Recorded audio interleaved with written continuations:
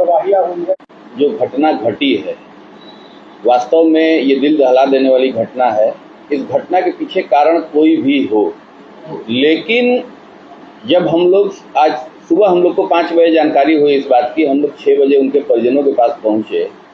जो असली जानकारी उनके परिजनों के माध्यम से हम लोगों को मिली, ये लोग सदर अस्पताल में अपने जो लोग भी जिनको फूड पॉइजनिंग हुई या जहर का शिकार हुए, इन सभी लोगों को लेके ये लोग सदर अस्पताल पहुंचे हैं। रात में 2 बजे 1 बजे के आसपास सदर हॉस्पिटल से रेफर करने के नाम पे आज भी सदर अस्पताल में दलाल मौजूद हैं।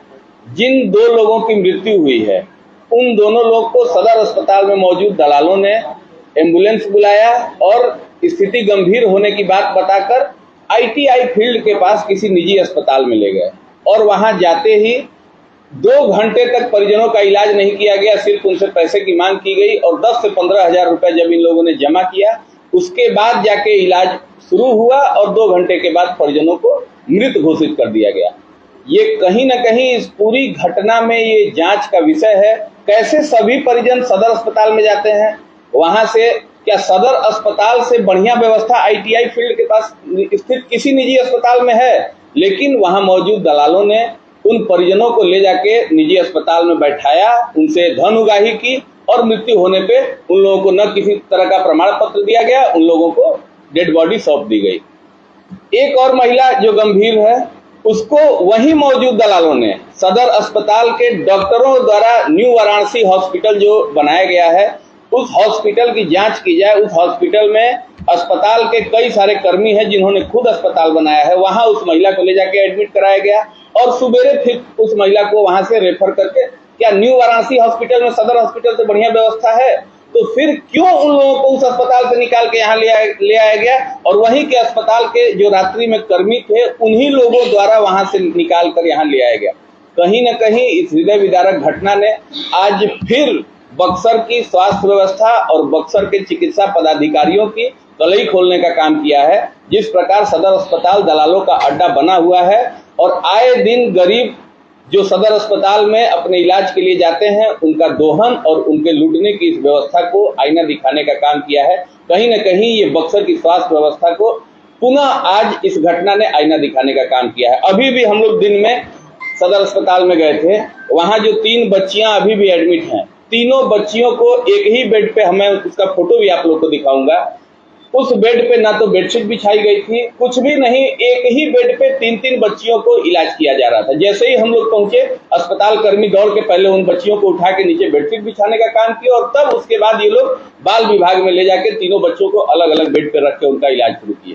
तो ये कहीं ना कहीं आज इतनी सारी विकास के खोखले वादे ये वर्तमान हमारी सरकार करती है, उसके बावजूद भी अपने बक्सर की स्वास्थ्य व्यवस्था को देखने के बाद हम लोग को शर्मिंदा होना पड़ता है और कहीं न कहीं आत्मग्लानि होती है कि आज हर व्यवस्था रहते हुए भी हम लोग अपने क्षेत्र के लोगों के लिए कुछ नहीं कर पा रहे हैं। अच्छा, ये तीसरा मामला है। पहली बार में आप धरने पर बैठे थे काफी दिनों तक, उसमें एक बच्चे की मौत हो गई थी।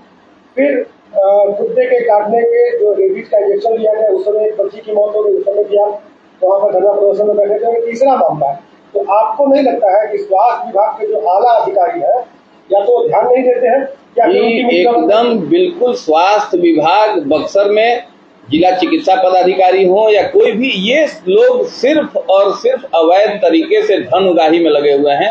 इन लोगों की अस्पताल की व्यवस्था से कोई लेना देना नहीं है। किसी भी गरीब की वहां मृत्यु होती है, इनकी लापरवाही से प्रतिदिन वहां मौतें होती हैं, लेकिन इन लोगों पे इसका कोई असर नहीं पड़ता है। ये लोग अपने निजी कामों में व्यस्त हैं और कहीं न कहीं ये बक्सर की स्वास्थ्य व्यवस्था को शर्मिंदा करने वाली घटनाएं हैं जो हम सभी के सामने आ रही हैं। मैं जिला प्रशासन से मांग करूंगा कि आज बिहार के लोगों को भले कुछ मिले ना मिले, लेकिन स्वास्थ्य और शिक्षा बहुत ही जरूरी है। स्वास्थ्य व्यवस्था पे अगर जिला प्रशासन द्वारा लगाम नहीं लगाया गया तो आने वाले दिनों में इन डॉक्टरों की और इन कर्मियों की लापरवाही के चलते हमें अनेकों मौतों का सामना करना पड़ेगा। सरकारी में तो जो दशा है वो है ही।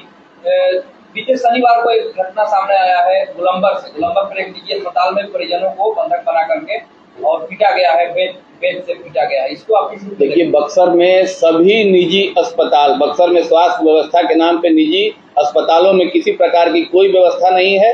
लेकिन आप क्या कहिएगा, जहाँ जो व्यवस्था है उसी में सरवाइव करना है। लोगों के पास ऑप्शन नहीं है तो घूम फिर के जाना पड़ता है। बक्सर के सभी निजी अस्पताल सिर्फ और सिर्फ दलालों के माध्यम से चलते हैं और बक्सर की जनता का खून चूसने का काम करते हैं। आप किसी अस्पताल में चले जाइए। अभी 2 दिन पूर्व हम लोग के समक्ष एक मामला आया, इटाढ़ी में एक हॉस्पिटल है निजी, एक नॉर्मल डिलीवरी एक महिला की होती है, 1 दिन पूर्व एडमिट हुई है, उसका 30,000 का बिल ये लोग बनाते हैं। क्या इस पे भी जिला प्रशासन को एक सूची तैयार करनी चाहिए कि निजी अस्पतालों में भी कोई एक आंकड़ा तो होना चाहिए ना। आप कोई भी बिल बन जाता है। यहाँ एक दिन हम लोग यहाँ गए, ITI फील्ड के पास एक हॉस्पिटल है, उसमें 2 दिन एक बच्चा एडमिट था, उसका 70,000 का बिल बना था। जैसे ही हम लोग पहुंचे, परिजनों के साथ वो लोग झगड़ा कर रहे थे पैसे के लिए, हम लोग जैसे पहुंचे उन्होंने 60% का डिस्काउंट करके बच्चों को छोड़ दिया। तो आखिर इतना बड़ा डिस्काउंट वो लोग कैसे कर पाते हैं? कहीं ना कहीं ये सिर्फ और सिर्फ एक लूट का अड्डा स्वास्थ्य विभाग बना हुआ है और बक्सर की स्वास्थ्य व्यवस्था के चलते आज हम लोगों को बक्सर की जनता के सामने शर्मिंदा होना पड़ता है। लेकिन जब आपकी सरकार थी, महागठबंधन की सरकार थी 17 महीने की, मिशन 60 के तहत अस्पतालों की व्यवस्था में सुधार किया गया था, सरकारी अस्पतालों की व्यवस्था में, और आज जो है सरकारी अस्पताल से उसको बाहर भेजा जा रहा है। इसका मतलब कहीं ना कहीं उस काम को गलत बताया जा रहा है। जी देखिए, वर्तमान सरकार का जनता की मूलभूत सुविधाओं से कोई लेना देना नहीं है।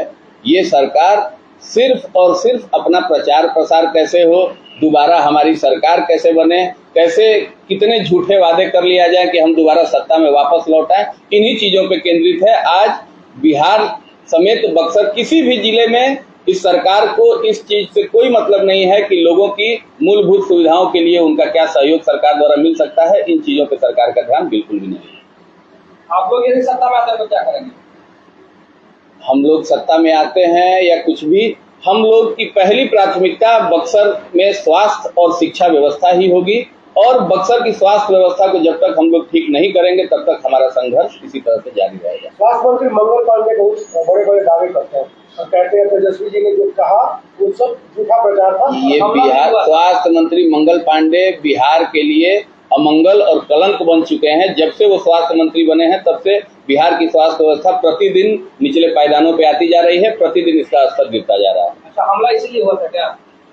अब हमला किन कारणों से हुआ था उसकी मुझे जानकारी नहीं है, लेकिन कहीं न कहीं उन वर्तमान में सत्ता में बैठे मंत्रियों और सत्ता में बैठे बड़े पदाधिकारियों की उदासीनता का ही ये प्रमाण है कि आज बिहार की हर क्षेत्र में व्यवस्था नीचे गिरती जा रही है।